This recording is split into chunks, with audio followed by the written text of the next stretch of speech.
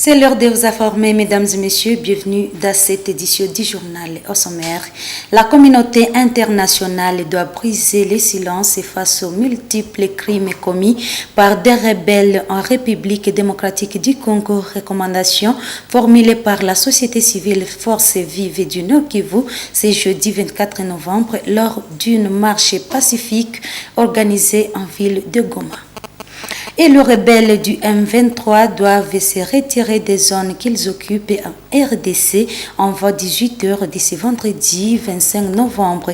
C'est l'une des décisions prises à l'issue d'un mini-sommet tenu à Luanda en Angola par le pays membre de la communauté des États de l'Afrique de l'Est. Tout pour les titres. Comme signalé en titre, mesdames et messieurs, les acteurs de la société civile Forces Vives du Nord Kivu sont descendus dans la rue ce jeudi 24 novembre en ville de Goma dans un mémorandum déposé entre les mains des autorités de la ville. Ces acteurs de la société civile exigent la fin du silence de la communauté internationale face aux crimes commis en République démocratique du Congo. Reportage de nos confrères depuis la ville de Goma. Les animateurs de la société civile Forces Vives du Nord Kivu ont battu les pavés accompagnés de certaines couches sociales de Goma ce 24 novembre 2022, chantant l'appartenance au Congo.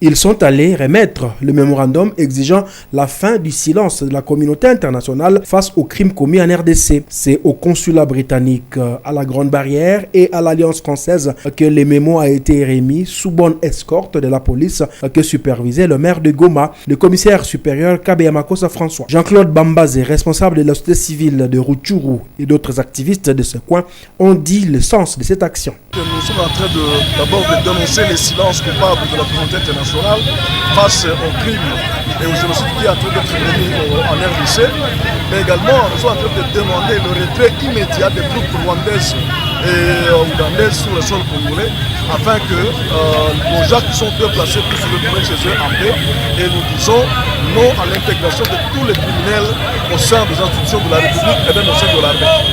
C'est comme si nous sommes négligés par la communauté internationale. Nous sommes beaucoup étonnés de voir quand les Rwandais réclament, ce sont tous les comités internationaux qui s'élèvent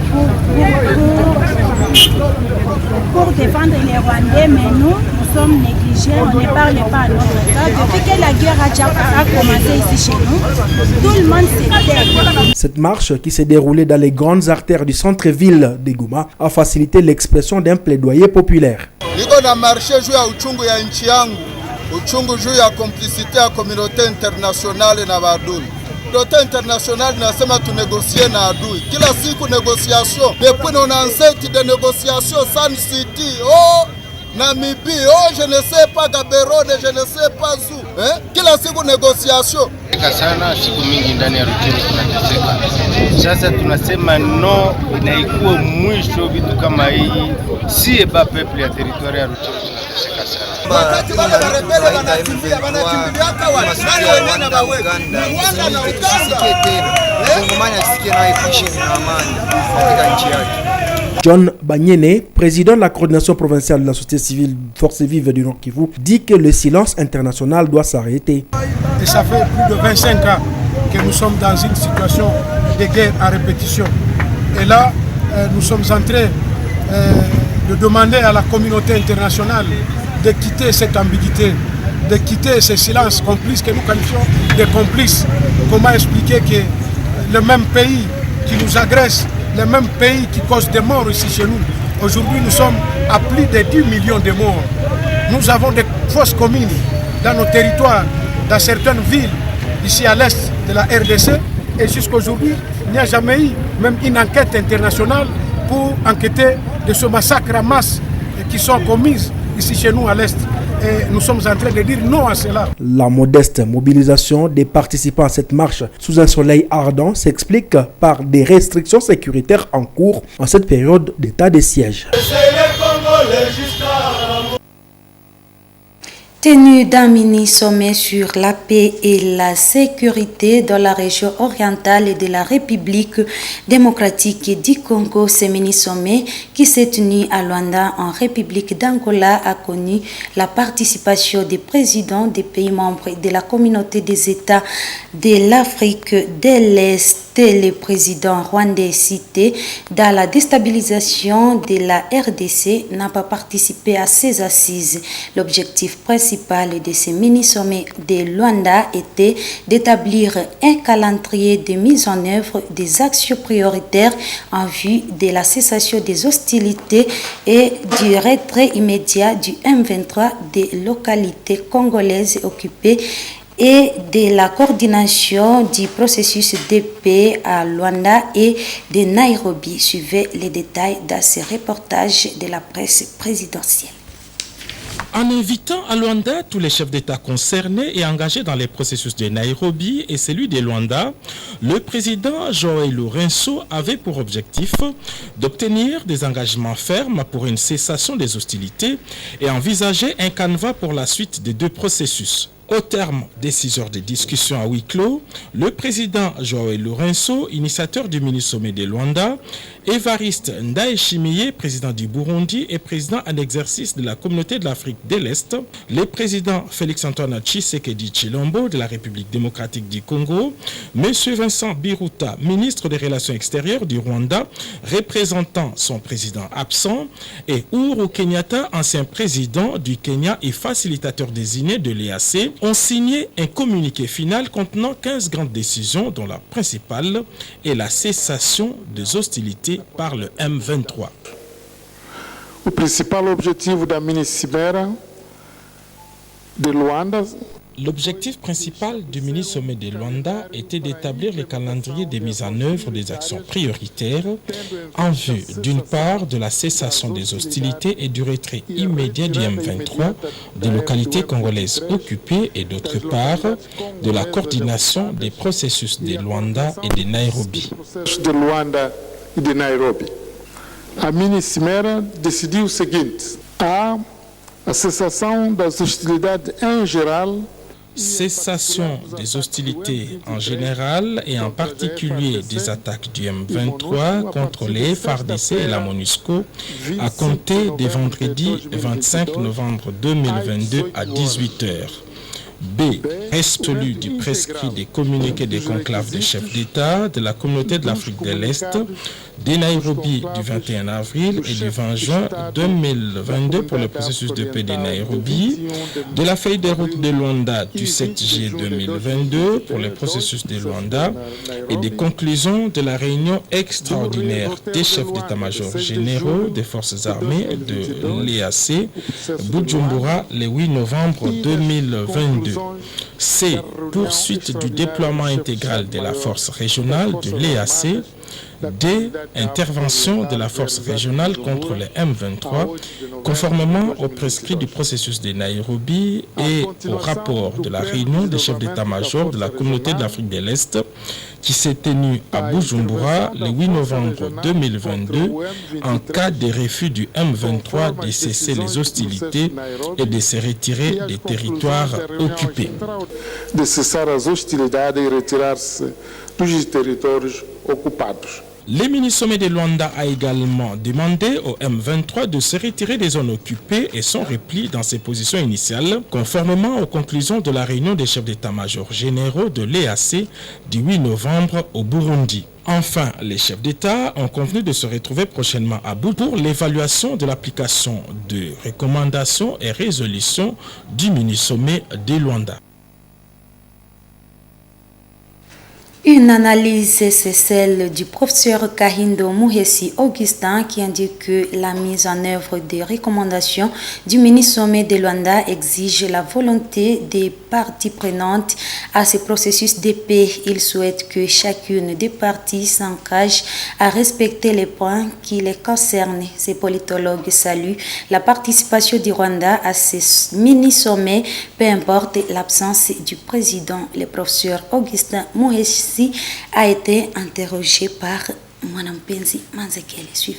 Le sommet qui a eu lieu conforte le point de vue des chefs d'État de la région ainsi que des organisations sous-régionales et continentales et même internationales qui voudraient qu'il y ait la relance du dialogue entre le président du Congo et le président du Rwanda, mais aussi qu'il y ait effectivement retrait de troupes du M23 de la position qu'elles occupent actuellement en vue de permettre la mise en place d'une zone tampon, mais également le déploiement de la force régionale. Et donc au finish, ce sommet exhorte les acteurs à cesser les hostilités. Une différence entre la volonté des chefs d'État et la réalité du terrain.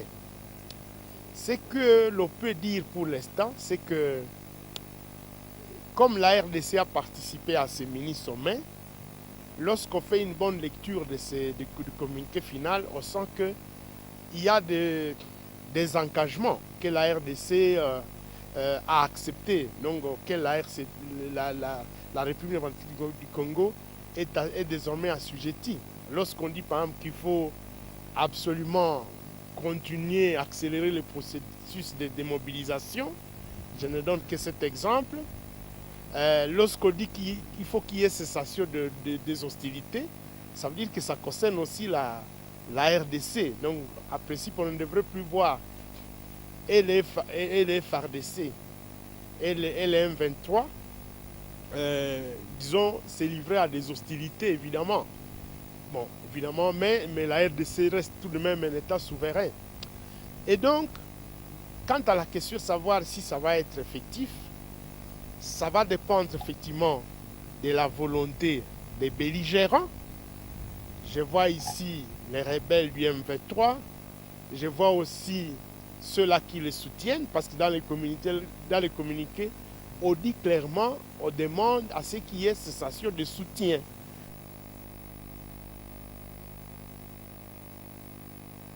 Autre chose, l'évêque de l'église anglicane en diocèse du Nord Kivu et président de l'église du Christ au Congo, Monseigneur Isesom Adolphe, soutient le message du chef de l'État congolais appelant les jeunes à intégrer massivement l'armée loyaliste. Les pasteurs de l'ECC pensent que l'intégration massive de la jeunesse dans l'armée peut aider à stabiliser l'Est de la République démocratique du Congo. Néanmoins, il appelle les jeunes désireux d'intégrer l'armée loyaliste à le faire avec conscience et personnelle et à le faire avec leur consentement. Nous vous proposons de suivre Monseigneur Isesom Adolphe dans ses propos recueillis par Gérard Moref.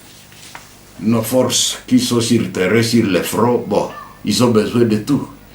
Ils ont besoin de quoi vivre, ils ont besoin de la prière. Nous sommes en train de les soutenir d'abord par la prière. Et les soutenir aussi d'une manière ou d'une autre, ce n'est pas mal. L'essentiel qu'ils puissent avancer, qu'ils puissent vaincre l'ennemi. Donc le soutien c'est très important parce que ce sont des humains, ils ont besoin de la vie. Ouais. Nous disons que toute autorité vient de Dieu. Tout à fait. L'armée est là pour protéger la population. Et sans population, il n'y a pas d'église.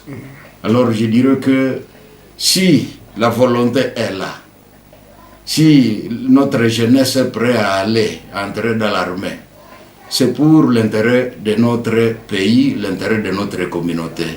S'ils sont prêts à y aller, nous les encourageons d'y aller. Oui, c'est ça. Et chaque 24 novembre, le monde célèbre la journée internationale de la Bible. Cette journée, qui tire ses origines de la culture américaine, a pour objectif d'encourager les chrétiens à lire la Bible. À l'occasion, MotoTV a voulu savoir si les jeunes de la ville de Butembo se donnent à la lecture de la Bible. Certains d'eux affirment lire la Bible régulièrement pour orienter leurs prières. Cependant, d'autres disent faire plus d'une semaine sans toucher la Bible. Suivez-les dans ces propos recueillis par Nelly Mwengeshali et Mirembe Kitawite. Moi, je préfère la Bible imprimée et je lis 3 fois par jour, donc par semaine, je peux dire. Par semaine, mais par jour, je peux lire seulement le soir avant de dormir, avant de prier, je lis la Bible. Ce qui me donne la soif de lire la Bible, c'est pour m'orienter à bien prier. Je lis la Bible au moins chaque soir. Et je fais que ça. La Bible imprimée, c'est mieux. Si on disait aux jeunes de lire la Bible électronique, bon, c'est très difficile. On s'intéresse souvent aux histoires de WhatsApp, bon. On a tendance toujours à faire autre truc de la Bible. C'est ça. La semaine, je lis une fois. Je lis simplement la Bible électronique. Je fais une fois par jour. Parce que c'est ce qui est mieux pour les enfants. Par exemple, si je n'ai pas de l'énergie, ça ne va pas me faire. C'est ce qui est mieux, même si je n'ai pas de l'énergie, je lis 2 fois par semaine. Je préfère la Bible électronique. Pourquoi? Parce que je peux toutefois me déplacer avec la Bible. Et partout où j'arrive, je peux la lire. Vous êtes sur la MotoTV, mesdames et messieurs. C'est la fin de cette édition du journal. Merci d'être des nôtres. Portez-vous bien. Bye.